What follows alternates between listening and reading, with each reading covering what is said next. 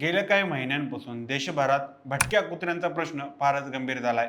एकीकडे या कुत्र्यांवर प्रेम करणारे आणि त्यांना खाऊ घालणारे प्राणीप्रेमी आहेत, तर दुसरीकडे त्याच कुत्र्यांमुळे त्रास सहन करणारे सामान्य नागरिकही आहेत।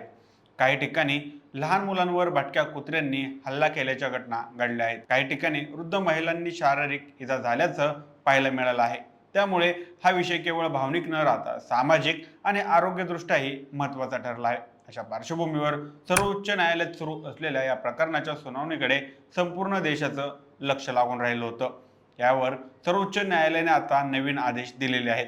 या सगळ्या गोष्टी सविस्तर जाणून घेऊयात या व्हिडिओच्या माध्यमातून। नमस्कार, मी सनी आणि तुम्ही पाहताय दैनिक राज्य लोकतंत्र। 11 ऑगस्ट 2025 रोजी सर्वोच्च न्यायालयाच्या 2 सदस्यीय खंडपीठाने दिलेल्या आदेशानुसार दिल्ली एनसीआर मधील सर्व भटक्या कुत्र्यांना पकडून कायमस्वरूपी निवारा केंद्रामध्ये ठेवण्याचे आदेश दिले गेले होते।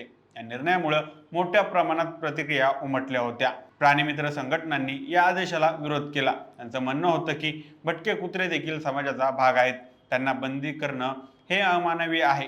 पण या आदेशाचे समर्थन करणारेही अनेक जण होते। त्यांचं म्हणणं होतं की हे कुत्रे नागरिकांसाठी धोका निर्माण करत आहेत, त्यामुळे अशा उपायांची आवश्यकता आहे। याच मुद्द्यावर 22 ऑगस्ट रोजी सर्वोच्च न्यायालयाच्या 3 सदस्यीय खंडपीठाने महत्त्वपूर्ण निर्णय दिला। न्यायमूर्ती विक्रमनाथ, न्यायमूर्ती संदीप मेहता आणि न्यायमूर्ती NV अंजारिया यांच्या खंडपीठासमोर झालेल्या सुनावणीत आधीच्या निर्णयात बदल करून नवे आदेश देण्यात आले आहे। या आदेशानुसार भटक्या कुत्र्यांना पकडून त्यांचे निविजीकरण केल्यानंतर त्यांना त्यांच्या मूळ ठिकाणी सोडण्यात यावे असे स्पष्ट आदेश देण्यात आले। म्हणजेच त्यांना कायमचे बंदिस्त ठेवण्याऐवजी त्यांची संख्या नियंत्रणात ठेवण्यासाठी वैद्यकीय उपाययोजना करावी आणि त्यानंतर त्यांना त्यांच्या जागीच परत पाठवावे। केवळ रेबीजची लागण झाल्यामुळे कुत्र्यांना किंवा त्यांना फारच आक्रमक वर्तन करत आहेत अशा कुत्र्यांना निवारा केंद्रामध्ये पाठवण्याचे निर्देशन दिलेले आहेत। याचा अर्थ असा की सर्व भटक्या कुत्र्यांना बंदिस्त करण्याची गरज नाही, तर जे धोकादायक ठरू शकतात अशांवर विशेष उपाय केले जातील। विशेष बाब म्हणजे हा निर्णय दिल्ली संदर्भात असला तरी सर्वोच्च न्यायालयाने स्पष्ट केलं आहे की हे निर्देश संपूर्ण देशात लागू होतील। त्यामुळे आता भारतभरातील सर्व राज्यांनी या निर्णयाच्या अनुषंगाने उपाययोजना कराव्या लागणार आहेत। न्यायालयाने काही आदेश मात्र पूर्वीप्रमाणेच कायम ठेवले आहेत। स्थानिक प्रशासन भटक्या कुत्र्यांना ताब्यात घेऊ शकते आणि कोणीही व्यक्ती किंवा संस्था त्याला विरोध करू शकत नाही।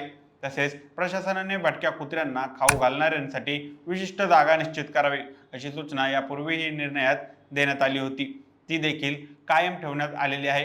यामुळे प्राणीप्रेमी आणि सामान्य नागरिक यांच्यातील संघर्ष टाळण्याचा प्रयत्न झालेला आहे। या निर्णयामुळे अनेक प्रश्नांची उत्तरे मिळाली आहेत। प्रशासनाची भूमिका अधिक स्पष्ट झाली आहे, नागरिकांच्या सुरक्षतेची जबाबदारी घेतली जात आहे आणि भटक्या प्राण्यांचे हक्कही जपले जात आहेत। मात्र या सगळ्यांचं यश हे अंमलबजावणीवर अवलंबून आहे। न्यायालय कितीही स्पष्ट आदेश देत असलं तरी ते जमिनीवर किती प्रभावीपणे राबवले जातात हे अधिक महत्त्वाचं आहे। अनेकदा कायदे छान असतात, पण त्यांची अंमलबजावणी करताना हलगर्जीपणा होतो। त्यामुळे स्थानिक स्वराज्य संस्था, नगरपालिका, पशुवैद्यकीय विभाग यांनी याबाबत गंभीरपणे काम करणं आवश्यक आहे।